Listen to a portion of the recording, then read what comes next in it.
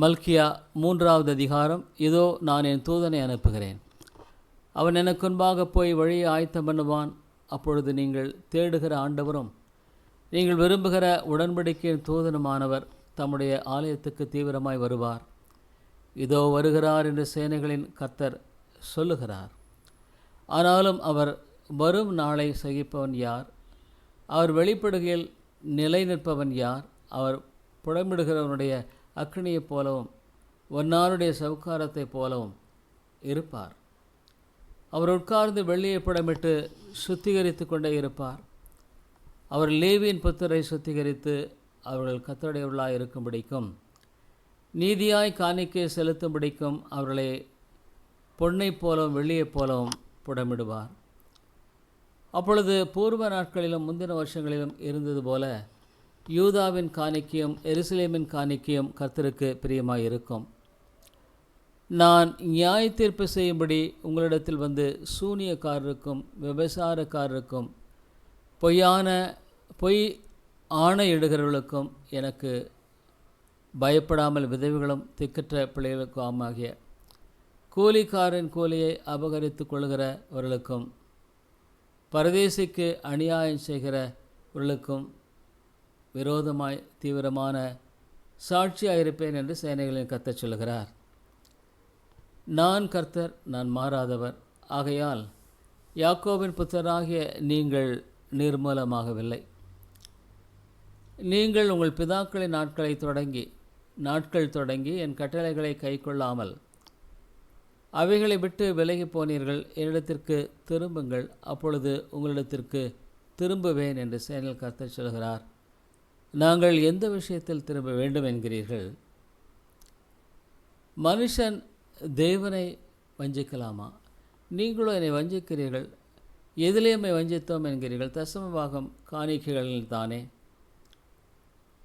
நீங்கள் சபிக்கப்பட்டவர்கள், ஜனத்தாராகிய நீங்கள் எல்லாரும் என்னை வஞ்சித்தீர்கள். என் ஆலயத்தில் ஆகாரம் உண்டாயிருக்கும்படிக்கு தசம பாகங்களை எல்லாம் பண்டசாலையிலே கொண்டு வாருங்கள்.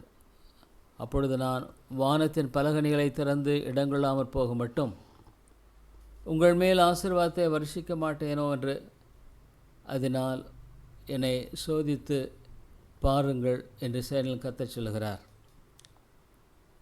பூமியின் கனியை பட்சித்து போடுகிறவர்களை நாங்கள் உங்கள் நிமித்தம் கண்டிப்பேன். அவைகள் உங்கள் நிலத்தின் பலனை அழிப்பதில்லை. வெளியிலுள்ள திராட்சை கொடி பழமில்லாமற் போவதுமில்லை என்று சேனைகளின் கர்த்தர் சொல்கிறார்.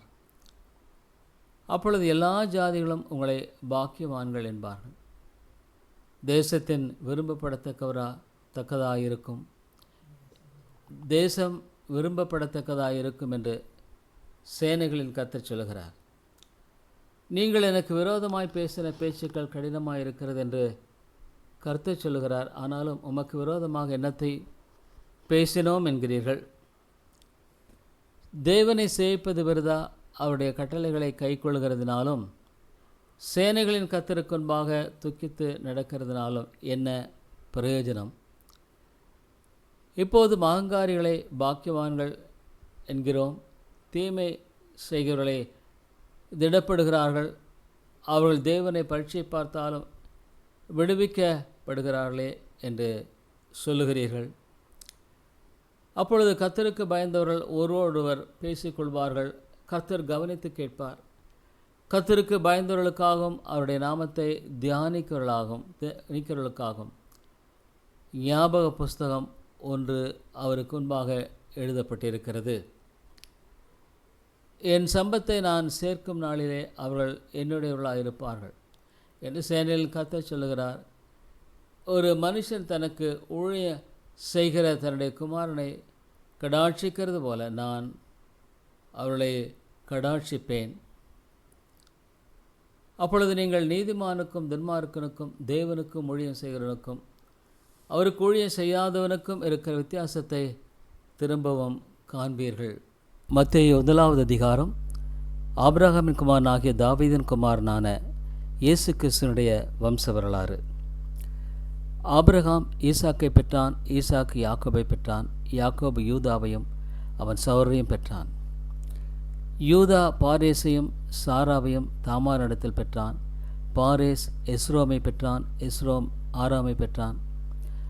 ஆராம் அமினதாபை பெற்றான். அமினதாப் நகசோனை பெற்றான். நகசோன் சல்மோனை பெற்றான். சல்மோன் போவாஸை ராகாபினிடத்தில் பெற்றான். போவாஸ் ஓபேதை ரூத்தினிடத்தில் பெற்றான். ஓபேத் ஈசாயை பெற்றான். ஈசாய் தாவீது ராஜாவை பெற்றான். தாவீது ராஜா உரியாவின் மனைவியாயிருந்தவளிடத்தில் சாலமோனை பெற்றான். சாலமோன் ரெகபயாமை பெற்றான். ரெகபயாம் அபியாவை பெற்றான். அபியா ஆசாவை பெற்றான். ஆசா யோசபாத்தை பெற்றான். யோசபாத் யோராமை பெற்றான். யோராம் உசியாவை பெற்றான். உசியா யோதாமை பெற்றான். யோதாம் ஆகாஸை பெற்றான். ஆகாஸ் எசேக்கியாவை பெற்றான். எசேக்கியா மனாசேயை பெற்றான். மனாசே ஆமோனை பெற்றான். ஆமோன் யோசியாவை பெற்றான். பாபிலோனுக்கு சிறைப்பட்டு போகும் காலத்தில் யோசியா எக்கொனியாவையும் அவனுடைய சகோதரையும் பெற்றான். பாபிலோனுக்கு சிறைப்பட்டு போன பின்பு எகொனியா சலாத்தியேலை பெற்றான். சலாத்தியேல் செரபாபேலை பெற்றான். செரபாபேல் அபியூதை பெற்றான். அபியூத் எலியாக்கிமை பெற்றான். எலியாக்கிம் ஆசோரை பெற்றான். ஆசோர் சாதோக்கை பெற்றான். சாதோக்கு ஆகியமை பெற்றான். ஆகியம் எலியூதை பெற்றான். எலியூத் எலியேசரை பெற்றான். எலியேசர் மாத்தானை பெற்றான். மாத்தான் யாக்கோபை பெற்றான். யாக்கோபு மரியாளுடைய புருஷனாகிய யோசேப்பை பெற்றான். அவளிடத்தில் கிறிஸ்து எனப்படுகிற இயேசு பிறந்தார். இவ்விதமாய் உண்டான தலைமுறைகளெல்லாம் ஆபிரகாம் முதல் தாவீது வரைக்கும் 14 தலைமுறைகளும், தாவீது முதல் பாபிலோனுக்கு சிறைப்பட்டு போன காலம் வரைக்கும் 14 தலைமுறைகளும், பாபிலோனுக்கு சிறைப்பட்டு போன காலம் முதல் கிறிஸ்து வரைக்கும் 14 தலைமுறைகளுமாம். இயேசு கிறிஸ்துடைய ஜனனத்தின் விவரமாவது, அவருடைய தாயாகிய மரியாள் யோசேப்புக்கு நியமிக்கப்பட்டிருக்கையில் அவர்கள் கூடி வரும் முன்னே அவள் பரிசுத்த ஆவியினாலே கர்ப்பவதி ஆனாள் என்று காணப்பட்டது. அவள் புருஷனாகிய யோசேப்பு நீதிமானாயிருந்து அவளை அவமானப்படுத்த மனதில்லாமல் இரகசியமாய் அவளை தள்ளிவிட யோசனையாயிருந்தான். அவன் இப்படி சிந்தித்து கொண்டிருக்கையில் கர்த்தருடைய தூதன் சொப்பனத்தில் அவனுக்கு காணப்பட்டு, தாவீதன் குமாரனாகிய யோசேப்பே, உன் மனைவியாகிய மரியாளை சேர்த்துக்கொள்ள ஐயப்படாதே. அவளிடத்தில் உற்பத்தியாயிருக்கிறது பரிசுத்த ஆவியினால் உண்டானது. அவள் ஒரு குமாரனை பெறுவாள். அவருக்கு இயேசு என்று பெயரிடுவாயாக. ஏனெனில் அவர் தமது ஜனங்களின் பாவங்களை நீக்கி அவர்களை ரட்சிப்பார் என்றார். தீர்க்கதரிசியின் மூலமாய் கர்த்தராலே உரைக்கப்பட்டது நிறைவேறும்படி இதெல்லாம் நடந்தது. அவன், இதோ ஒரு கன்னிகை கர்ப்பவதியாகி ஒரு குமாரனை பெறுவாள். அவருக்கு இம்மானுவேல் என்று பெயரிடுவார்கள் என்று சொன்னான். இம்மானுவேல் என்பதற்கு தேவன் நம்மோடு இருக்கிறார் என்று அர்த்தமாம். யோசேப்பு நித்திரை தெளிந்து எழுந்து கர்த்தருடைய தூதன் தனக்கு கட்டளையிட்டபடியே தன் மனைவியை சேர்த்து கொண்டு அவள் தன் முதற் பேரான குமாரனை பெருமளவும் அவளை அறியாதிருந்து அவருக்கு இயேசு என்று பெயரிட்டான். மத்தேயு 2வது அதிகாரம். ஏரோது ராஜாவின் நாட்களில் யூதேயாவில் உள்ள பெத்லகேமிலே இயேசு பிறந்தபொழுது கிழக்கிலிருந்து சாஸ்திரிகள் எருசலேமுக்கு வந்து, யூதருக்கு ராஜாவாக பிறந்திருக்கிறவர் எங்கே? கிழக்கிலே அவருடைய நட்சத்திரத்தைக் கண்டு அவரை பணிந்து கொள்ள வந்தோம் என்றார்கள். ஏரோது ராஜா அதை கேட்டபொழுது அவனும் அவனோடு கூட எருசலேம் நகரத்தார் அனைவரும் கலங்கினார்கள். அவன் பிரதான ஆசாரியர், ஜனத்தின் வேதபாரகர் எல்லாரையும் கூடி வரச் செய்து, கிறிஸ்துவானவர் எங்கே பிறப்பார் என்று அவரிடத்தில் விசாரித்தான். அதற்கு அவர்கள், யூதேயாவுள்ள பெத்லகேமிலே பிறப்பார். அதேனென்றால், யூதேயா தேசத்துள்ள பெத்லகேமே, யூதாவின் பிரபுக்களில் நீ சிறியதல்ல, என் ஜனமாகிய இஸ்ரவேலை ஆளும் பிரபு உன்னிடத்திலிருந்து புறப்படுவார் என்று தீர்க்கதரிசினால் எழுதப்பட்டிருக்கிறது என்றார்கள்.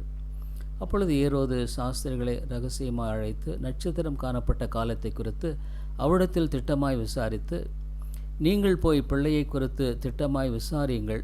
நீங்கள் அதை கண்ட பின்பு நானும் வந்து அதை பணிந்து கொள்ளும்படி எனக்கு அறிவியுங்கள் என்று சொல்லி அவர்களை பெத்லகேமுக்கு அனுப்பினான். ராஜா சொன்னதை அவள் கேட்டு போகையில், இதோ அவர்கள் கிழக்கிலே கண்ட நட்சத்திரம் பிள்ளை இருந்த ஸ்தலத்திற்கு மேல் வந்து நிற்கும் வரைக்கும் அவர்களுக்கு முன் சென்றது. அவர்கள் அந்த நட்சத்திரத்தை கண்டபோது மிகுந்த ஆனந்த சந்தோஷமடைந்தார்கள். அவர்கள் அந்த வீட்டுக்குள் பிரவேசித்து பிள்ளையும் அதன் தாயாகிய மரியாளையும் கண்டு சாஷ்டாங்கமாய் விழுந்து அதை பணிந்து கொண்டு தங்கள் பொக்கிஷங்களை திறந்து பொன்னையும் தூபவர்க்கத்தையும் வெள்ளை போளத்தையும் அதற்கு காணிக்கையாக வைத்தார்கள். பின்பு அவர்கள் ஏரோதினிடத்திற்கு திரும்பி போக வேண்டாம் என்று சொப்பனத்தில் தேவனால் எச்சரிக்கப்பட்டு வேறு வழியாய் தங்கள் தேசத்திற்கு திரும்பி போனார்கள். அவர்கள் போன பின்பு கர்த்தருடைய தூதன் சொப்பனத்தில் யோசேப்புக்கு காணப்பட்டு, ஏரோது பிள்ளையை கொலை செய்ய தேடுவான், ஆதலால் நீ எழுந்து பிள்ளையும் அதன் தாயும் கூட்டிக் கொண்டு எகிப்துக்கு ஓடிப்போய் நான் உனக்கு சொல்லும் வரைக்கும் அங்கே இரு என்றான். அவன் எழுந்து இரவிலே பிள்ளையும் அதன் தாயும் கூட்டிக் கொண்டு எகிப்துக்கு புறப்பட்டு போய் ஏரோதின் மரண பரியந்தம் அங்கே இருந்தான். எகிப்திலிருந்து என்னுடைய குமாரனை வரவழைத்தேன் என்று தீர்க்கதரிசியின் மூலமாய் கர்த்தரால் உரைக்கப்பட்டது நிறைவேறும்படி இப்படி நடந்தது. அப்பொழுது ஏரோது தான் சாஸ்திரிகளால் வஞ்சிக்கப்பட்டதைக் கண்டு மிகுந்த கோபமடைந்து ஆட்களை அனுப்பி தான் சாஸ்திரியிடத்தில் திட்டமாய் விசாரித்த காலத்தின்படியே பெத்லெகேமிலும் அதன் சகல எல்லைகளிலும் இருந்த 2 வயதுக்குட்பட்ட எல்லா ஆண் பிள்ளைகளையும் கொலை செய்தான். புலம்பலும் அழுகையும் மிகுந்த துக்கங்கொண்டாளுமாகிய கூக்குரல் ராமாவிலே கேட்கப்பட்டது. ராகேல் தன் பிள்ளைகளுக்காக அழுது அவைகள் இல்லாதபடியால் ஆறுதலடையா இருக்கிறாள் என்று எரேமியா தீர்க்கதரிசியினால் உரைக்கப்பட்டது அப்பொழுது நிறைவேறிற்று. ஏரோது இறந்த பின்பு கர்த்தருடைய தூதன் எகிப்திலே யோசேப்புக்கு சொப்பனத்தில் காணப்பட்டு, நீ எழுந்து பிள்ளையும் அதன் தாயும் கூட்டிக் கொண்டு இஸ்ரவேல் தேசத்துக்கு போ, பிள்ளையின் பிராணனை வாங்க தேடினவர்கள் இறந்து போனார்கள் என்றான். அவன் எழுந்து பிள்ளையும் அதன் தாயையும் கூட்டிக் கொண்டு இஸ்ரவேல் தேசத்துக்கு வந்தான். ஆகிலும் அர்கெலையு தன் தகப்பனாகிய ஏரோதின் பட்டத்துக்கு வந்து யூதேயாவில் அரசாளுகிறான் என்று கேள்விப்பட்டு அங்கே போக பயந்தான். அப்பொழுது அவன் சொப்பனத்தில் தேவனால் எச்சரிக்கப்பட்டு கலிலேயா நாட்டின் புறங்களிலே விலகி போய் நாசரேத்து எனும் ஊரிலே வந்து வாசமணினான். நாசரேயன் எனப்படுவார் என்று தீர்க்கதரிசிகளால் உரைக்கப்பட்டது நிறைவேறும்படி இப்படி நடந்தது. மத்தேயு 3வது அதிகாரம். அந்நாட்களில் யோவான் ஸ்நானன் யூதேயாவின் வனாந்தரத்தில் வந்து, மனந்திரும்புங்கள், பரலோராஜ்யம் சமீபித்திருக்கிறது என்று பிரசங்கம் பண்ணினான். கர்த்தருக்கு வழியை ஆயத்தப்படுத்துங்கள், அவருக்கு பாதைகளை செவ்வை பண்ணுங்கள் என்று வனாந்தரத்திலே கூப்பிடுவனுடைய சத்தம் உண்டு என்று ஏசாயா தீர்க்கதரிசியினால் சொல்லப்பட்டவன் இவனே. இந்த யோவான் ஒட்டக மயிர் உடையை தரித்து தன் அறையில் வார்க்கச்சையை கட்டி கொண்டிருந்தான். வெட்டுக்கிளியும் காட்டுத்தேனும் அவனுக்கு ஆகாரமாயிருந்தது. அப்பொழுது எருசலேம் நகரத்தாரும் யூதேயா தேசத்தார் அனைவரும் யோர்தானுக்கு அடுத்த சுற்றுப்புறத்தார் யாவரும் அவனிடத்திற்கு போய் தங்கள் பாவங்களை அறிக்கையிட்டு யோர்தான் நதியில் அவனால் ஞானஸ்நானம் பெற்றார்கள். பரிசேயரிலும் சதுசேயரிலும் அநேகர் தன்னிடத்தில் ஞானஸ்நானம் பெறும்படி வருகிறதை அவன் கண்டு, விரியன் பாம்பு குட்டிகளே, வருங்கோபத்துக்கு தப்பித்து கொள்ள உங்களுக்கு வகை காட்டினவன் யார்? மனந்திரும்பலுக்கேற்ற கனிகளை கொடுங்கள். ஆபிரகாம் எங்களுக்கு தகப்பன் என்று உங்களுக்குள்ளே சொல்லிக்கொள்ள நினையாதிருங்கள். தேவன் இந்த கல்லுகளினாலே ஆபிரகாமுக்கு பிள்ளைகளை உண்டு பண்ண வல்லவராயிருக்கிறார் என்று உங்களுக்கு சொல்லுகிறேன். இப்பொழுதே கோடாரியானது மரங்களின் வேர் அருகே வைத்திருக்கிறது. ஆகையால் நல்ல கனி கொடாத மரமெல்லாம் வெற்றுண்டு அக்கினியிலே போடப்படும். மனந்திரும்பலுக்கென்று நான் ஜலத்தினால் உங்களுக்கு ஞானஸ்நானம் கொடுக்கிறேன். எனக்கு பின் வருகிறவரோ என்னிலும் வல்லவராயிருக்கிறார். அவருடைய பாதரட்சைகளை சுமக்கிறதற்கு நான் பாத்திரன் அல்ல. அவர் பரிசுத்த ஆவியினாலும் அக்கினியினாலும் உங்களுக்கு ஞானஸ்நானம் கொடுப்பார். தூற்றுக்கூடை அவர் கையில் இருக்கிறது. அவர் தமது களத்தை நன்றாய் விளக்கி தமது கோதுமையை களஞ்சியத்தில் சேர்ப்பார். பதரையோ அவியாத அக்கினியினால் சுட்டெரிப்பார் என்றான். அப்பொழுது யோவானால் ஞானஸ்நானம் பெறுவதற்கு இயேசு கலிலேயாவை விட்டு யோர்தானுக்கு அருகே அவனிடத்தில் வந்தார்.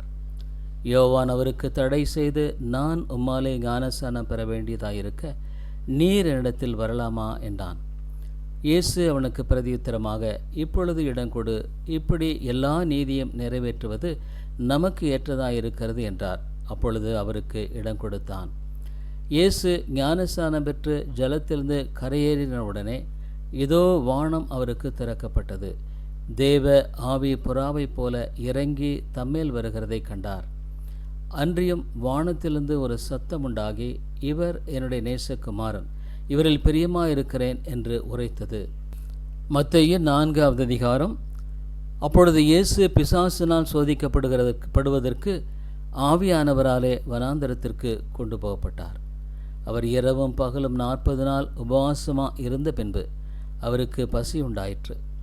அப்பொழுது சோதனைக்காரன் அவரிடத்தில் வந்து, நீர் தேவனுடைய குமாரனேயானால் இந்த கல்லுகள் அப்பங்களாகும்படி சொல்லும் என்றான். அவர் பிரதியுத்தரமாக, மனுஷன் அப்பத்தினாலே மாத்திரமல்ல, தேவனுடைய வாயிலிருந்து புறப்படுகிற ஒவ்வொரு வார்த்தையினாலும் பிழைப்பான் என்று எழுதியிருக்கிறதே என்றார். அப்பொழுது பிசாசு அவரை பரிசுத்த நகரத்திற்கு கொண்டு போய் தேவாலயத்து உப்பரிக்கையின் மேல் அவரை நிறுத்தி, நீர் தேவனுடைய குமாரனேயானால் தாழக் குதியும், ஏனெனில் தம்முடைய தூதர்களுக்கு உம்மை குறித்து கட்டளையிடுவார், உமது பாதம் கல்லில் இடராதபடிக்கு அவர்கள் உம்மை கைகளில் ஏந்தி கொண்டு போவார்கள் என்பதாய் எழுதியிருக்கிறது என்று சொன்னான். அதற்கு இயேசு, உன் தேவனாகிய கர்த்தரை பரீட்சை பாராதிருப்பாயாக என்றும் எழுதியிருக்கிறதே என்றார்.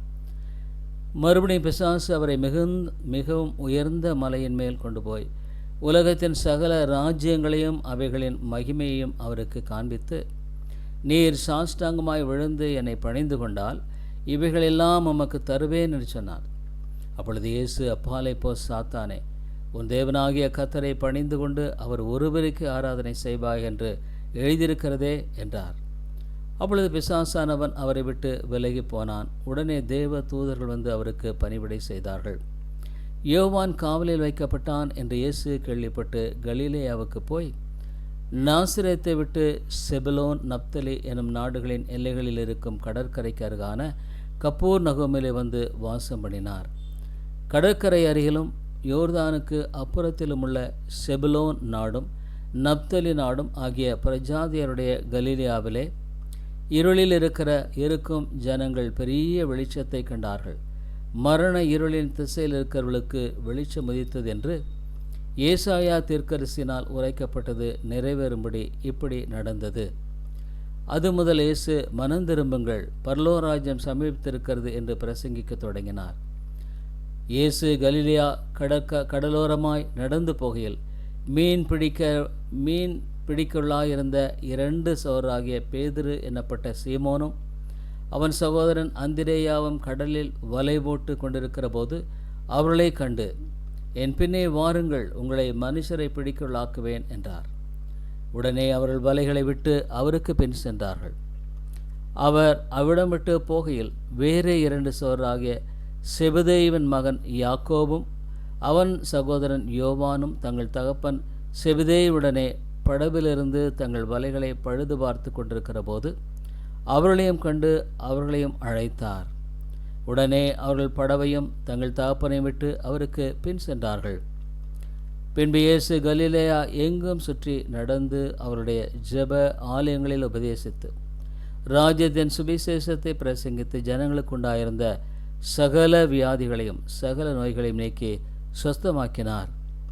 அவருடைய கீர்த்தி சீரியா எங்கும் பிரசித்தமாயிற்று. அப்பொழுது பலவித வியாதிகளையும் வேதனைகளையும் அடைந்திருந்த சகல பிணியாளிகளையும் பிசாசு பிடித்தவர்களையும் சந்தரோகிகளையும் திமிர்வாதக்காரையும் அவரிடத்தில் கொண்டு வந்தார்கள். அவர்களை சுஸ்தமாக்கினார். கலிலேயாவிலும் தெக்கப்போலியிலும் எருசலேமிலும் யூதேயாவிலும் யோர்தானுக்கு அப்புறத்திலும் இருந்து திரளான ஜனங்கள் வந்து அவருக்கு பின் சென்றார்கள்.